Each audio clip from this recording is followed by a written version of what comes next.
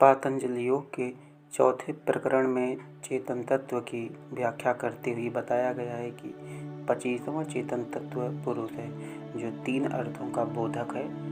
जिसमें प्रथम आता है कि चेतन तत्व व्यष्टि शरीरों से मिश्रित यथा यह जो हृदय के अंदर आकाश है उसमें यह पुरुष है, जो मन का मालिक अमृत और ज्योतिर्मय है। अंतःकरणों के अनंत और परिच्छिन्न होने से पुरुष अनंत और परिच्छिन्न कहलाते हैं तथा परिच्छिन्नता के कारण अल्पज्ञ हैं। इनकी संज्ञा जीव भी है। इनकी अपेक्षा से चेतन तत्व आत्मा कहलाता है। दूसरा यह बतलाता है कि वह पुरुष हजारों सिर, हजारों नेत्र और हजारों पांव वाला है। वह इस ब्रह्मांड को चारों ओर से घेर कर भी 10 अंगुल परे खड़ा है, अर्थात 10 दिशाओं में भी व्याप्त हो रहा है। समष्टि अंतःकरण के एक ओर विभु होने से वह एक और सर्वव्यापक है और सर्वव्यापकता के कारण सर्वज्ञ है। शुद्ध चेतन तत्व जड़त्व से निखरा हुआ केवल शुद्ध ज्ञान स्वरूप है। यह जड़त्व की सारी उपाधियों समष्टि, व्यष्टि, एकत्व, बहुत्व इत्यादि से परे केवल शुद्ध ज्ञान स्वरूप है, जो चिन्मात्र रस होकर भी नित्य विमल उपाधि के गुणों से ईश्वर है, जो क्लेश प्रमुख हुए गुणों से रहित सदा मुक्त और निर्गुण है।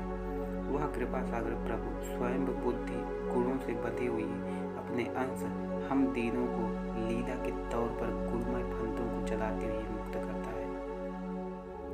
इसीलिए यद्यपि पूर्ण अंश में जीव ईश्वर नहीं हो सकता, किंतु उसकी उपासना द्वारा अर्थात जिन गुणों द्वारा उसकी उपासना की जाए उसके तद्रूप होकर उसके अनंत ज्ञान, धर्म, ऐश्वर्य, वैराग्य आदि गुणों को ब्रह्मलोक में उपभोग करता है।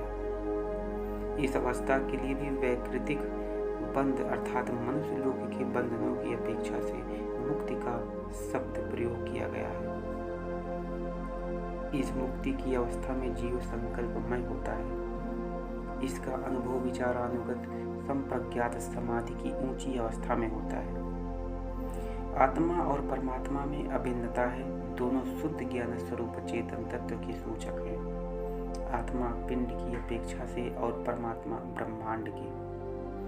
असंप्रज्ञात समाधि में सर्व वृत्तियों का निरोध इस दूसरे प्रकार की मुक्ति का अनुभव है। असंप्रज्ञात समाधि में सर्व वृत्तियों के निरोध होने से शुद्ध चेतन स्वरूप में अवस्थित होती है, किंतु चित्त में संस्कार शेष रहने के कारण पुनः व्युत्थान अवस्था में आना होता है।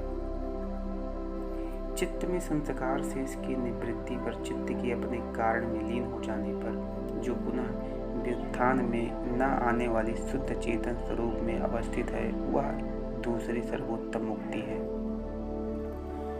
जड़तत्व प्रधान अव्यक्त अर्थात मूल प्रकृति त्रिगुणात्मक है, जिसमें सत्व, रजस और तमस 3 गुणों की न्यूनाधिकता से विषमता को प्राप्त होती हुई वह 24 अवान्तर भेदों में विभक्त होती है।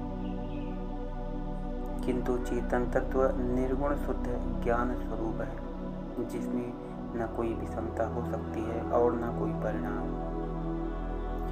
यह केवल शब्दों का अदल बदल है, अर्थात ऐसा मानने में प्रकृति के स्थान में माया शुद्ध चेतन तत्व से भिन्न जगत का उपादान कारण ठहरेगी।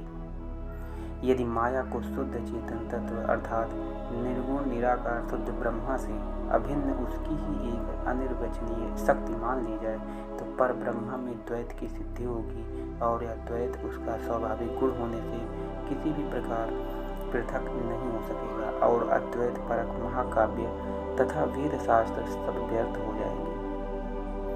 इसलिए 3 गुणों का, जिनकी विषमता के कारण प्रधान मूल प्रकृति 24 समांतर भेदों में विभक्त हो रहा है, उसका वर्णन हम अगले वीडियो में करेंगे।